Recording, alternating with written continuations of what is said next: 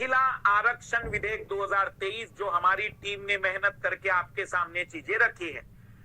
नारी शक्ति वंदन, आधी आबादी को हक देने की बात 27 साल से जारी है। सोचिए 27 साल से लोकसभा विधानसभा में महिलाओं को आरक्षण, नई संसद के पहले दिन ही विधेयक पेश, मतलब पहले ही दिन। ये इसलिए भी देखो, ये इसलिए भी ऐतिहासिक है और इसलिए भी बहुत अद्भुत लग रहा है क्योंकि इमेजिन करिए, पहले ही दिन संसद, नई संसद के पहले ही दिन एक ऐतिहासिक बिल से शुरुआत। कोई साधारण बिल नहीं है। 27 वर्षों से इस बिल का इंतजार किया जा रहा था।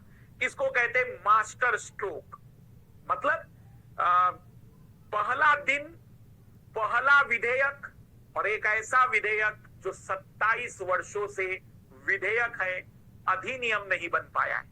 जो नए विद्यार्थियों ने बता दूं कि जब तक कानून पारित नहीं होता उसको विधेयक कहते हैं, अंग्रेजी में बिल, और जब वो पारित हो जाता है तो कहलाता है एक्ट, हिंदी में अधिनियम। कांग्रेस की तरफ से सोनिया गांधी ने बिल का समर्थन किया और उन्हें ओबीसी वर्ग के लिए भी उसे आरक्षण देने की मांग की। ओबीसी वर्ग मतलब उसी में महिलाओं को ओबीसी वाला। नारी शक्ति वंदन अधिनियम से लोकतंत्र मजबूत होगा, ऐसे पवित्र कामों के लिए शायद ईश्वर ने मुझे ही चुना है। हाल ही में केंद्रीय विधि मंत्री अर्जुन राम मेघवाल द्वारा लोकसभा में एक सरकारी विधेयक के रूप में महिला आरक्षण विधेयक पारित किया गया है।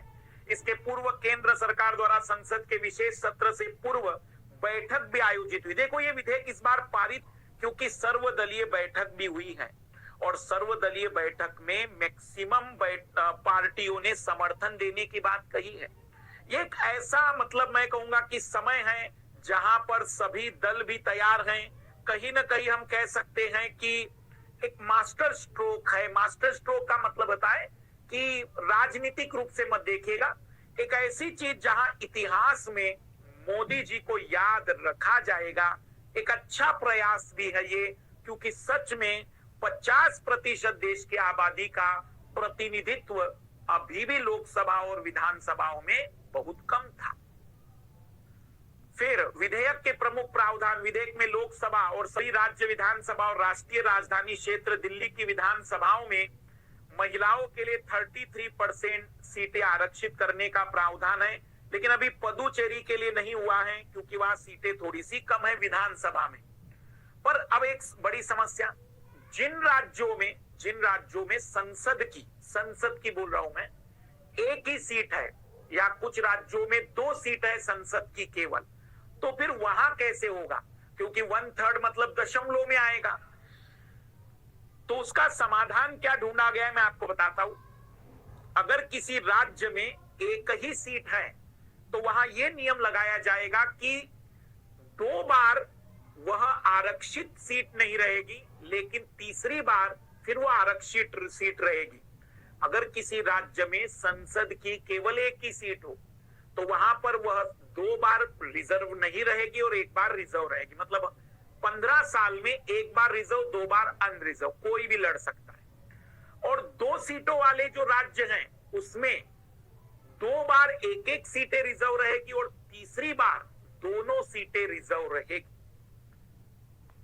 मतलब 1/3 के रूप में तीसरी बार दोनों सीटें अनरिजर्व रहेगी। इस तरीके से ये मतलब प्लानिंग चल रही है कि इस तरीके से काम किया जाएगा।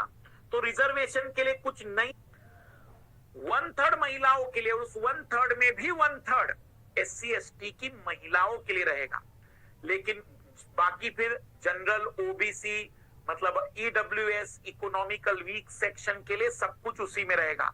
महिलाओं में केवल SC ST की महिलाओं के लिए रिजर्वेशन रहेगा। प्रारंभ में आरक्षण संबंधी प्रावधान 15 वर्ष की अवधि के लिए रहेंगे, मतलब 15 साल तक के प्रावधान लगेंगे। हालांकि संसद यदि चाहे तो इसको बढ़ा सकती है, मतलब बढ़ाने का प्रोविजन है। संसद के दोनों सदन द्वारा अलग अलग 2/3 बहुमत से पारित करना होगा और यदि अधिनियम का रूप ले भी लेता है तो 2026 के बाद प्रभावी होगा, क्योंकि 2026 तक परिसीमन की प्रक्रिया के आधार पर सीटें तय होगी। विधेयक में कहा गया है कि परिसीमन की हर प्रक्रिया के बाद आरक्षित सीटों का रोटेशन होगा। मतलब हमारे देश में 1/3 सीटें जो रहेगी वो रोटेट होगी। मतलब मान लेते हैं कि कोई एक सीट 3 बार 5-5 साल के लिए आती है सांसद की। कोई संसद यदि पहले समय से पहले भंग हो जाती है तो वो वहीं पर वैसी रहेगी जैसे चल रहा था। पर आने वाले टाइम में और इसमें क्लैरिटी आएगी जब विधेयक पारित होगा। संविधान संशोधन सरकार को संसद और राज्य विधानसभा में महिलाओं के आरक्षण के लिए अधिकृत करेगा। सीटों के रोटेशन और परिसीमन के लिए पुनः एक अधिनियम की जरूरत अभी पड़ेगी। छोटे राज्यों में आरक्षण कैसे होगा, अभी ये स्पष्ट नहीं है कि लद्दाख, पुदुचेरी, चंडीगढ़ जैसे केंद्र शासित प्रदेशों में लोकसभा की केवल एक सीटें हैं, वहां सीटें कैसे रिजर्व होगी। नॉर्थ ईस्ट के राज्य मणिपुर, त्रिपुरा में 2-2 सीटें हैं। नागालैंड में लोकसभा की केवल 1 सीट है, तो वहां कैसे होगा। तो जो राज्यसभा में पारित विधेयक है उसमें यह था कि 2010 में राज्यसभा की ओर से पारित किए गए विधेयक में कहा गया था कि जिन राज्य या केंद्र शासित प्रदेश में केवल 1 सीट है, वहां लोकसभा चुनाव में वह सीट महिलाओं के लिए आरक्षित हो, में वह सीट आरक्षित नहीं रहेगी अगर वो 1-1 सीट है। तो 2 सीट वाले राज्यों में 2 लोकसभा चुनाव में 1-1 सीट आरक्षित रहेगी, जबकि तीसरे चुनाव में महिलाओं के लिए कोई सीट आरक्षित नहीं होगी। हालांकि इस विधेयक में इस प्रकार का अभी कोई प्रावधान नहीं है, लेकिन ये बात चल रही है कि पुराने जैसा शायद रहेगा। थोड़ा इतिहास जान लीजिए। सबसे पहले इंदिरा गांधी ने 1971 में कमेटी बनाई थी और कहा था कि हमारे देश में महिलाओं के प्रतिनिधित्व को बढ़ाने के लिए क्या सजेशन होने चाहिए।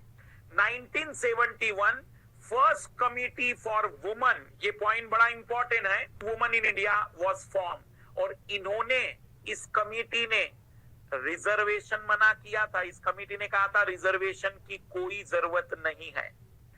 1989 Rajiv Gandhi first introduce constitution amendment bill in panchayat and municipal, 1989 में लाया था लेकिन पास नहीं हो पाया था। फिर बहुत पंचायत में तो रिजर्वेशन मिल गया था।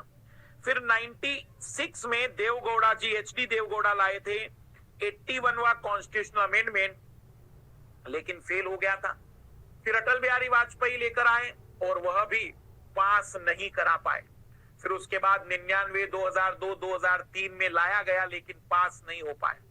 फाइनली 2008 में मनमोहन जी की सरकार ने एक अच्छी बात कर दी कि इसको सीधा राज्यसभा में पेश किया, और राज्यसभा में पेश करने के बाद ये पास हो गया राज्यसभा से, और फिर 2009 में से स्टैंडिंग कमेटी को पेश किया गया। Women reservation bill receive the union cabinets approval 2010 में, राज्यसभा इन 2010, क्षमा चाहूंगा मैं, 2010 में राज्यसभा में बिल फाइनली पारित हुआ, 2008 में इंट्रोड्यूस किया गया और 2010 में यह बिल राज्यसभा में फाइनली पारित हुआ था राज्यसभा से। तो लोकसभा से बिल पारित होना बचा हुआ है। जो नए विद्यार्थी उन्हें मैं एक और चीज बताऊं, यदि कोई बिल लोकसभा से पारित हो जाए और राज्यसभा से पारित ना हो, और बिल के पारित होने के बाद 2 साल 3 साल के बाद सरकार गिर जाए या बदल जाए, तो वो बिल शून्य हो जाता है, क्योंकि लोकसभा अस्थायी सदन है। सरकार भले ही वही सरकार भी रिपीट क्यों ना हो जाए, तब भी बिल पुनः पारित करना पड़ता। लेकिन राज्यसभा एक परमानेंट हाउस है, उससे बिल पारित एक बार हो गया तो राज्यसभा में लोग केवल आते और जाते हैं, पर वो भंग नहीं होता। इसलिए वो 2010 वाला बिल अभी भी जिंदा है। तो अगर ये लोकसभा से पारित हुआ होता तो अभी तक खत्म हो चुका होता।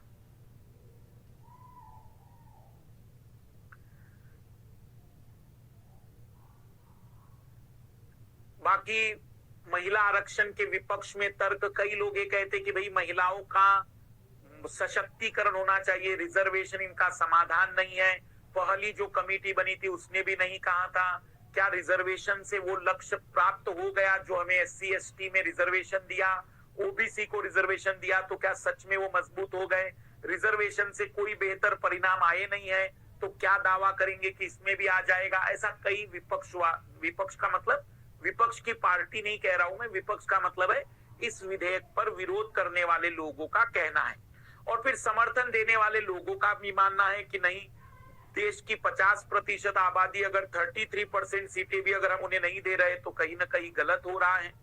समर्थन वाले जो लोग हैं उनके पास भी अपने अपने तर्क है। विरोध वाले कह रहे हैं कि 15 आर्टिकल 16 कहीं ना कहीं समता के खिलाफ जा रहे हैं हम लोग।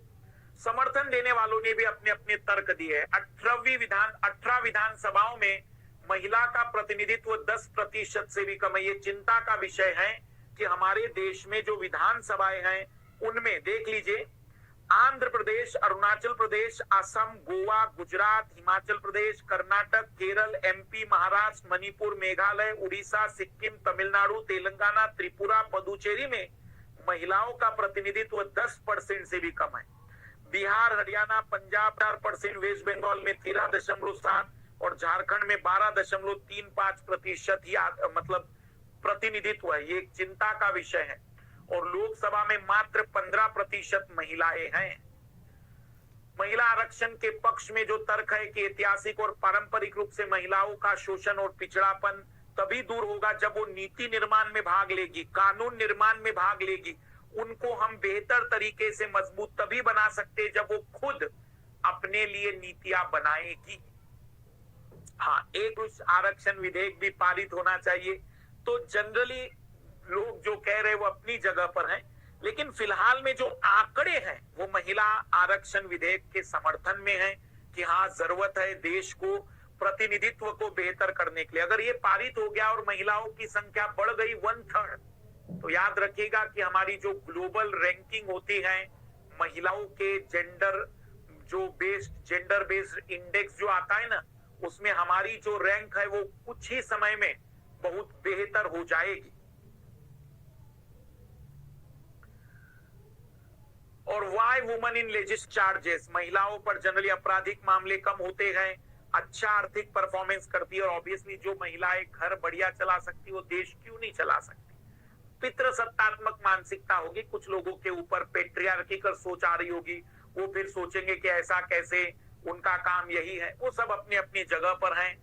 फिलहाल में अगर मैं विश्लेषण करूं तो 21वीं सदी में महिलाओं के लिए पर्याप्त संवैधानिक और संस्थागत प्रयासों के माध्यम से प्रतिनिधित्व के पर्याप्त अवसर उपलब्ध है, किंतु इसके बावजूद राजनीतिक स्तर पर महिलाओं का प्रतिनिधित्व अभी भी पर्याप्त नहीं है, विशेषकर उस संदर्भ में जब समाज की आधी आबादी को प्रभावित करने वाले नीतिगत निर्णय दूसरे लैंगिक वर्ग के द्वारा लिए जा रहे हैं। अतः शासन व्यवस्था को अधिक समावेशी, लोकतांत्रिक और प्रातिनिधिक बनाने के लिए रिजर्वेशन एक अच्छा कदम है, लेकिन हालांकि दीर्घकाल के बजाय इस व्यवस्था को एक समय विशेष के लिए लागू किया जा सकता है और उसके बाद फिर प्राप्त अनुभव के आधार पर आगामी रणनीति बनाई जाए। मतलब ऐसा नहीं कि बढ़ाते ही चले जाए, रिजल्ट भी देखते चले जाए और उस रिजल्ट के बाद आगे के निर्णय लिए जाए। शुरुआती अच्छा कदम है, स्वागत योग्य है। परिणामों पर भी ध्यान दिया जाए और गलती ये ना हो कि जिनको लाभ मिलना चाहिए उन्हें ना मिलकर किसी और को मिल रहा है। इसलिए यहाँ पर ध्यान जरूर दिया जाए कि क्या चेंजेस आए, हम उस लक्ष्य को प्राप्त कर पा रहे हैं या नहीं, जिसके लिए ये विधेयक लाया गया है। मोटे तौर पर कहे तो मेरे हिसाब से एक अच्छा कदम है, इसका समर्थन आप लोग को करना चाहिए क्योंकि एक अच्छी बातचीत है। लेकिन फिर भी यदि आपके कोई विचार है तो मुझे कमेंट जरूर करिएगा ताकि मैं जान सकूं